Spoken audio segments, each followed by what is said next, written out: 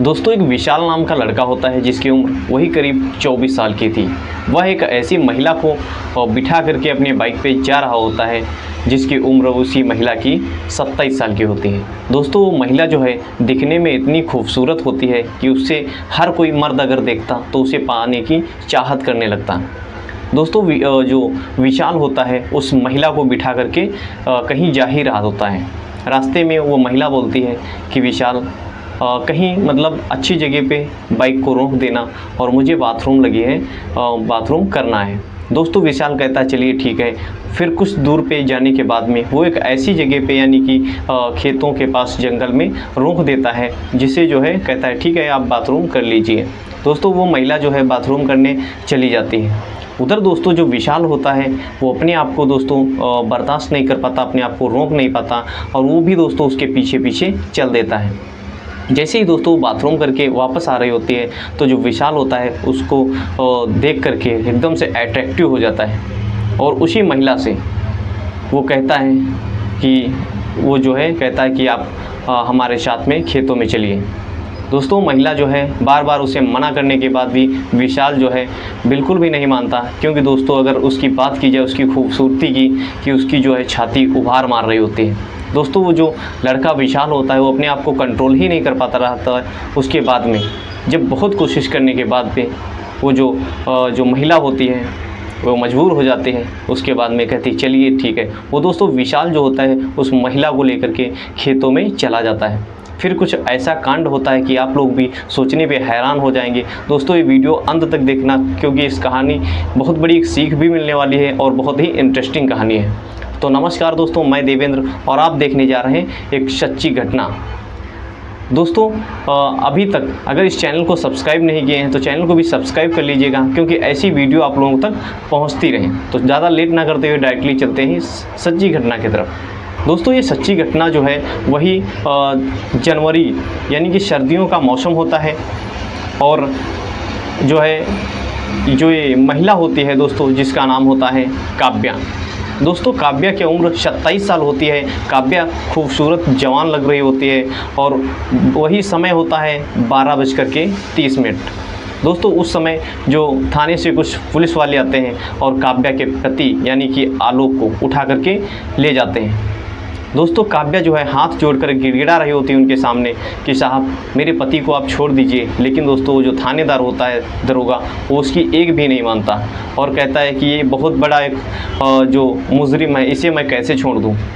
दोस्तों काव्या जो होती है उसे हाथ पैर जोड़ने के बाद भी वो पुलिस वाले जो है उसे इग्नोर करते हुए उसके पति को जो है अरेस्ट कर लेते हैं। फिर दोस्तों तुरंत जो है काव्या क्या करती है, उन्हीं पुलिस वालों के पीछे पीछे चल देती है थाने।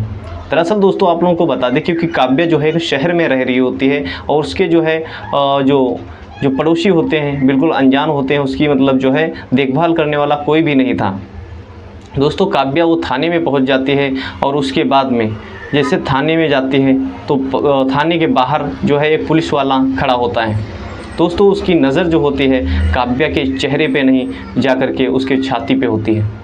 दोस्तों उसके बड़े बड़े जो है दोस्तों प्राइवेट पार्ट को देख करके वो एकदम से हैरान हो जाता है पुलिस वाला और फटी फटी जो आँखों से जो है वो देखने लगता है। काव्या भी इस पुलिस वालों को देख करके एकदम से हैरान हो जाती है और वो सोचने पे मजबूर हो जाती है कि हमारे जो दोस्त होते हैं, हमारी जो सहेलियाँ थी वो सही ही कह रही थी कि तेरे जो प्राइवेट पार्ट्स हैं वो बहुत ही बड़े और ख़ूबसूरत हैं, यानी कि तुझे जो है देख करके गांव और पड़ोस के लोग भी जो है चेहरे पे नहीं तेरे छाती पे लोग ध्यान देते हैं। दोस्तों वो ये भी जानती थी कि बहुत सारे लोग ऐसे भी बोलते थे कि कानून में यानी कि पुलिस प्रशासन में कुछ लोग ऐसे भी हैं जो बहुत ही घटिया और किस्म के लोग होते हैं। वो दोस्तों बहुत काफ़ी डर भी रही थी, लेकिन उस डर को इग्नोर करते हुए वो डायरेक्टली थाने के अंदर पहुंच जाती है और दरोगा साहब जो होते हैं उनसे काफ़ी जो है गिड़गिड़ाने लगती है और कहती है कि हमारे जो है पति को छोड़ दीजिए, वो बिल्कुल बेकसूर है, उसने कोई ऐसा जुर्म नहीं किया। दोस्तों वो जो दरोगा होता है वो भी जो है उसको जैसे ही काव्या को देखता है तो उसके ऊपर दिल आ जाता है और उसके अंदर जो एक जो आत्मा होती है, गंदी सोच होती है, वो दोस्तों जागने लगती है। और वो दोस्तों दरोगा कहता है कि मैं तुम्हारे पति को तो छोड़ दूंगा, लेकिन एक मेरी शर्त है तुम्हारे घर में मुझे तलाशी लेनी होगी कि क्या कोई मतलब ऐसा जो कोई वस्तु है वो तो नहीं रखी है। दोस्तों काव्या कहती चलिए ठीक है, मैं अपने घर की पूरी तलाशी देने के लिए तैयार हूँ। दोस्तों जो दरोगा होता है काव्या को अपने जीप में बैठा करके और दोस्तों उसके घर में चल देता है। दोस्तों रात का समय होता है, वही अपने जो थानेदार ड्राइवर से बोलता है कि तू यहीं पे गाड़ी में बैठ और मैं जो है इसके घर की तलाशी लेकर के अभी आ रहा हूँ। दोस्तों जो दरोगा होता है काव्या को लेकर के उसके घर में चला जाता है और उसके बाद में सारी तलाशी घर की लेने के बाद में काव्या बोलती है कि साहब अब तो मेरे पति को छोड़ दीजिएगा, क्योंकि हमारे घर में कोई भी ऐसी वस्तु नहीं निकली है। दोस्तों थानेदार यानी कि दरोगा कहता है कि मैं तुम्हारे पति को इतनी जल्दी छोड़ने वाला नहीं हूँ। दोस्तों वो जो दरोगा होता है काव्या का हाथ पकड़ता है और उसको जो है उसके जिस्म को दोस्तों पकड़ना चालू कर देता है। दोस्तों वो जो काव्या होती है उसका विरोध कर रही होती है, लेकिन वो भी मजबूर होती है क्योंकि उसका जो पति था वो थाने में बंद था। वो जो दरोगा होता है कहता है कि तुम हमारे साथ एक रात बिताओ और मैं तुम्हें जो है तुम्हारा पति को छोड़ दूँगा। दोस्तों काव्या वहीं पे जो है बेबस हो जाती है, उसके सामने मजबूरी थी तो कुछ भी नहीं कर पाती और अपने आप को उसी दरोगा के सामने पेश कर देती है, यानी कि जो है निछावर कर देती है। दोस्तों वो जो दरिंदा यानी कि दरोगा होता है उसके गलत फ़ायदे यानी कि उठाता रहता है, रात भर उसके साथ में बहुत ही दरिंदगी तरीके से काम करता है। और उसके बाद में जैसे ही दोस्तों सुबह होती है तुरंत वो कहता है चलिए ठीक है, हम तुम्हारे जो है पति को छोड़ देंगे। सुबह जो है जैसे ही सुबह होती है तो जो है थाने पे बुला लेता है काव्या को। काव्या जैसे ही थाने पे पहुंचती है उसके बाद में जैसे छोड़ने की बात करती है काव्या अपने पति को, दोस्तों गाली भरे हुए लफ्ज़ों में बात करने लगता है। कहता है कि तू यहाँ आ गई और तेरे जो पति है तेरा ये दोषी है, मैं इसे कैसे छोड़ दूँ। दोस्तों गाली देते हुए ऐसा जब काव्या सुनती है तो काव्या के पैरों तले से ज़मीन एकदम से खिसक जाती है और वो सोचती है कि आखिर हमारा सब कुछ तो लुट गया, मेरी सारी इज्जत जो है लुट चुकी, और अब आखिर अगर हमारे पति को नहीं छोड़ा तो मैं आखिर क्या करूँगा। दोस्तों ये सारी चीज़ें जो है सुन करके वो काव्या वहाँ से चली आती है अपने घर पे, और उसका एक पड़ोसी जो दोस्त होता है जिसका नाम होता है विशाल। दोस्तों विशाल लड़का होता है वही विशाल लड़का जिसकी उम्र होती है 24 साल। विशाल दोस्तों अक्सर जो है काव्या को अंदर ही अंदर चाहता रहता था, और विशाल की एक बड़ी दुकान होती है जो काव्या जो है उसके ही शॉप पे सामान लिया करता था। दोस्तों विशाल को जैसे ही ये सारी चीज़ें बताई तो मतलब विशाल जो है एकदम से सोच में पड़ गया और फिर अपने पिताजी से कहने लगा कि पिताजी मैं जो है काव्या से शादी करना चाहता हूँ। दोस्तों जो विशाल के जो पिताजी होते हैं वो काफ़ी दोस्तों एक बड़े नेता होते हैं, उनकी बड़ी बड़ी लोगों में पहचान होती है। दोस्तों वो जो उसके पिताजी कहते हैं कि विशाल वो काव्या जो है उसका भी जो पति है वो जेल में है और तू उससे शादी करेगा वो अच्छा नहीं है।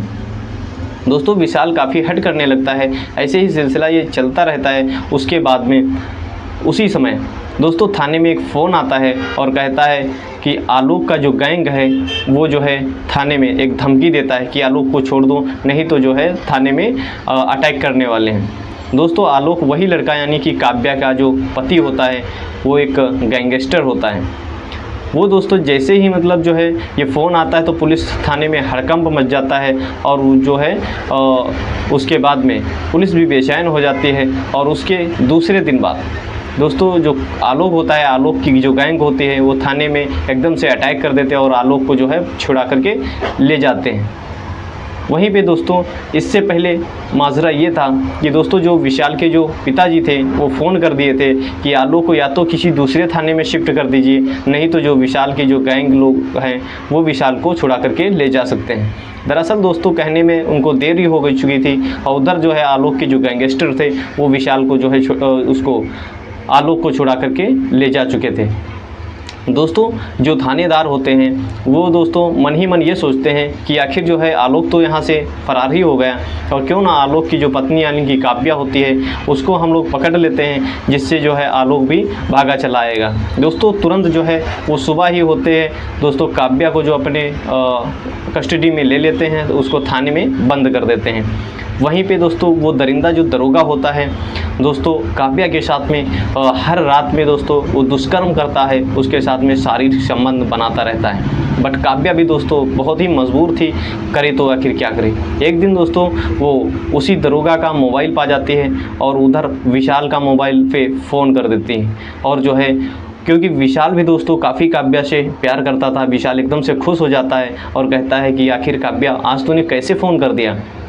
दोस्तों काव्या तुरंत रोने लगती है और कहती है कि विशाल मैं बहुत ही इस समय परिस्थिति में हूँ।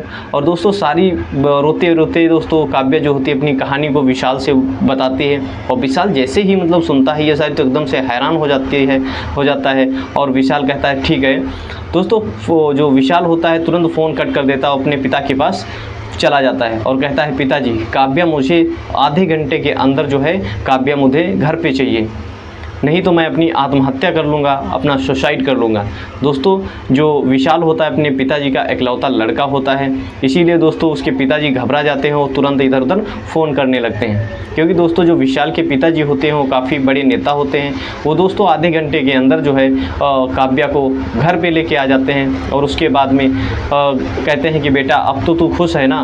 दोस्तों विशाल बोलता है कि पिताजी मैं अभी खुश नहीं हूँ, मेरी जो शादी है इसी काव्या के साथ में करवा दीजिए आप।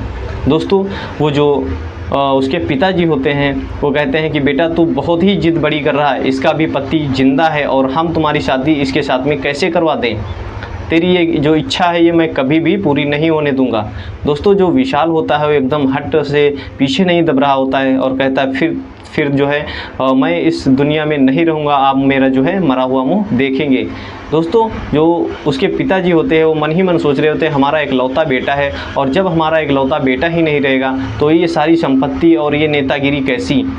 दोस्तों उसके बाद में जो है क्या होता है, जो उसका पति यानी कि काव्या का जो पति होता है वो अरेस्ट में यानी कि दोस्तों वो उसका एनकाउंटर कर दिया जाता है। और उसके बाद जो इधर जो है काव्या की शादी और विशाल की शादी फिक्स हो जाती है। उसके बीच में एक ऐसे ही अपने रिलेटिव में दोस्तों विशाल जाता है और जो है काव्या को भी लेकर के दोस्तों रास्ते में जा ही रहे होते हैं। और इसकी दोस्तों खूबसूरती जो जवानी होती है, जो खूबसूरती होती है दोस्तों उबाल मार रही होती है। उधर दोस्तों जो विशाल होता है वो अपने आप को कंट्रोल नहीं कर पा रहा था। दोस्तों काव्या कहती है कि विशाल आगे जो अगर थोड़ा जंगल टाइप में अगर मिले तो मतलब जो है अपनी बाइक को रोक देना, क्योंकि मुझे जो है बाथरूम करना है। दोस्तों विशाल एक खेत के पास में रोक देता है और जहाँ पे दोस्तों काव्या बाथरूम करने के लिए जाती है। पीछे से दोस्तों क्या करता है, जो विशाल होता है वो भी पीछे से चल देता है। और दोस्तों जैसे ही बाथरूम करने के बाद में वो काव्या पीछे देखती है तो विशाल उसके पास में ही खड़ा था। दोस्तों विशाल ये कहता है कि जो है आप खेत में चलिए, आपके साथ में कुछ बातें करनी है। दोस्तों काव्या समझ जाती है उसकी बात को, वो मना कर रही होती है लेकिन विशाल जो है काफ़ी उसके साथ में जिद कर रहा होता है। दोस्तों काव्या जो है काफ़ी उसको जो है पसंद वो भी करती थी। फिर दोस्तों उसकी हट को कहती है चलिए ठीक है, उसके साथ में चल देती है और सारा जो है अपना जो शारीरिक संबंध होता है विशाल इस कदर के साथ में उसके साथ में संबंध बनाता है कि वो भी जो है काफ़ी खुश हो जाती है। दोस्तों उसके बाद में 15 दिन के बाद में उसी विशाल और काव्या की शादी उसके पिताजी करवा देते हैं। फिर साथ में दोस्तों वो आपस में बढ़िया अच्छी तरीके से रहने लगते हैं और उसके जो है 2 बच्चे भी हो जाते हैं, एक लड़का और एक लड़की। दोस्तों इस कहानी से आप लोगों के जीवन में क्या सीख मिली कमेंट बॉक्स में ज़रूर बताइएगा। और हाँ, एक सरकारी पद पर बैठने का इतना भी किसी को गुरूर नहीं करना चाहिए जिसका जो है खामियाजा उसको भुगतना पड़े। लास्ट में दोस्तों में पता चलता है कि वो जो पुलिस जो दरोगा होता है वो भी दोस्तों एक एक्सीडेंट में ख़त्म हो जाता है। तो दोस्तों कहते हैं ना कि ऊपर वाली की लाठी में इतनी मार होती है कि दोस्तों कोई शोर भी तक नहीं मचा सकता है। दोस्तों इस कहानी का सुनाने का मकसद किसी के दिल को ठेस पहुंचाना नहीं, ना कि दोस्तों किसी की जो है गलत भावनाओं को सोचना है, बल्कि एक अच्छी सोच के चलते यानी कि इस समाज में हो रही घटित घटनाओं को समाज में अलर्ट यानी सतर्क करने का उद्देश्य है। ऐसी वीडियो को देखने के लिए अपना और अपने परिवार का ख्याल रखिए। जय हिंद, जय भारत।